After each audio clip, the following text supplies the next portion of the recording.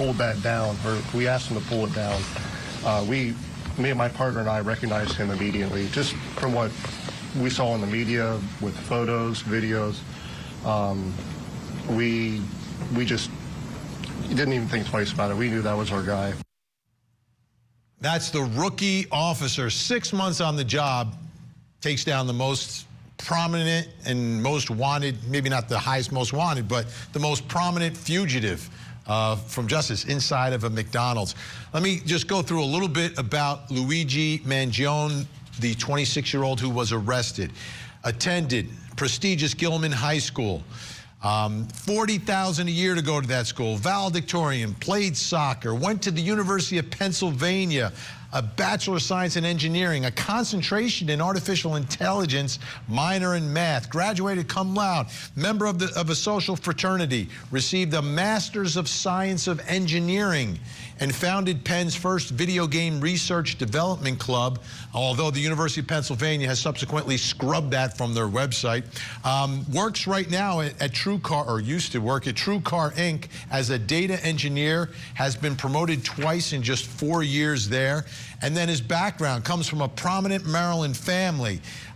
Grandfather, Nicholas Mangione, successful real estate developer, died in 2008. Luigi is one of 37 grandchildren. His grandfather owned 2 country clubs and resorts. His cousin Nino is a Maryland state legislature. His grandfather had 10 children, big family.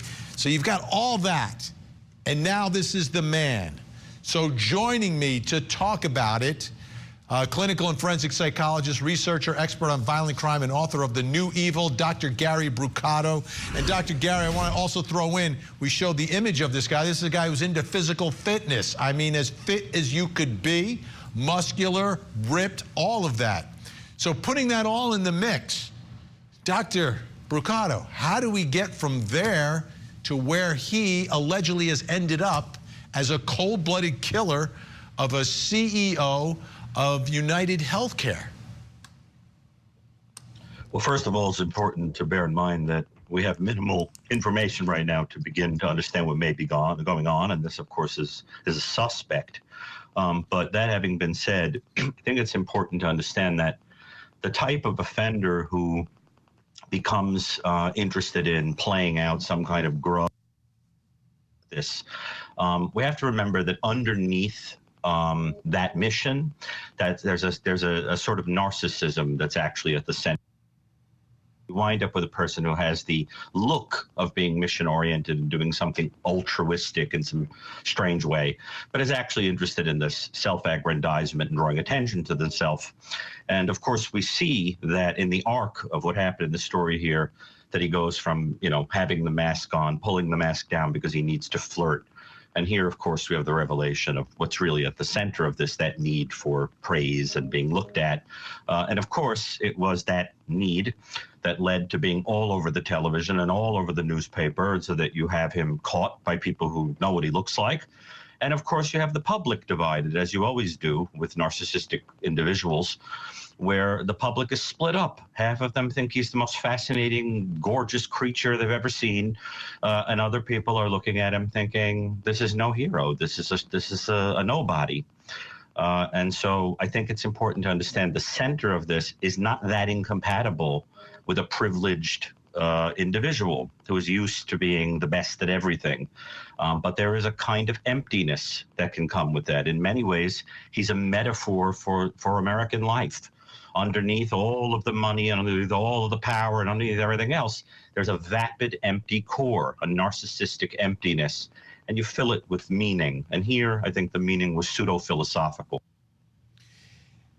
How does someone, does something have to happen to get to this point, you know, where you pick whatever your issue is? Because he allegedly had a 3-page document railing against corporate America and, you know, sort of his manifesto.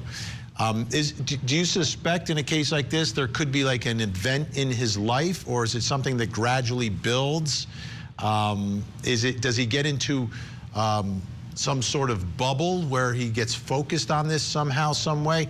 What are your thoughts about how someone could go from, you know, becoming an adult, having an adult job, doing well in your job, to focusing on something completely different? Right. Well, sometimes an individual who experiences a setback, personal setback, let's say in this case, could be something related to health, could be a loved one who was denied claims. It could be, something, a sick relative who struggled with insurance companies. Could be something like that.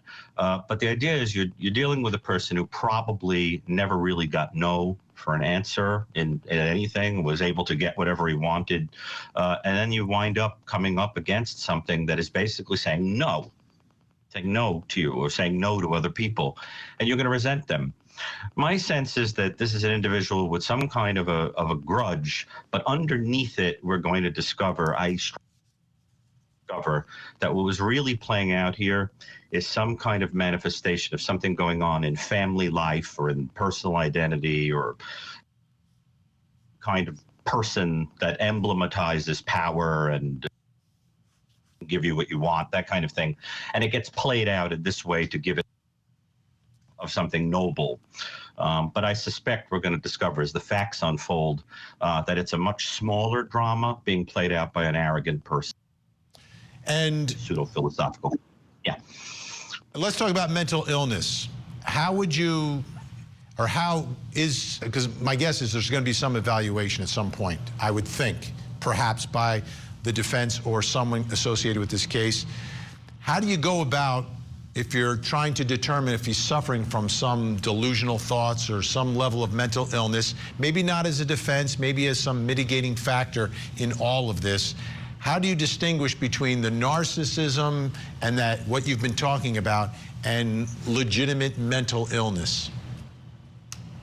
Well, first of all, the kind of serious mental illness that one would be talking about to make one unaware of the difference between right and wrong or so forth would make this individual profoundly disorganized in a way that we didn't see here. You would have a history consistent with becoming ill in adolescence or young adulthood that would be present in the past. You would see symptoms like disorganization, potentially hallucinations, odd ideas, things like that.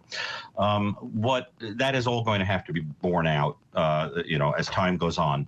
But superficially speaking, suggestive of something that's rooted in grievance, personal, something where one is interested in drawing attention to the self, being kind of higher than other people, and you had a life trajectory that is more associated with a person who is not struggling with life because disorganizing mental illness. But it is impossible to say that without. There may, for example, have been the kind of thing where somebody feels empty and depressed, or somebody feels the need to do something higher than the self, or the person has some kind of paranoia. That's all going to have to be borne out. But I think there isn't anything so far that's suggestive of somebody who didn't know the difference between right and wrong that would be necessary for a defense to explain away this pretty methodical, if not occasionally boneheaded thing that he did or is accused of doing.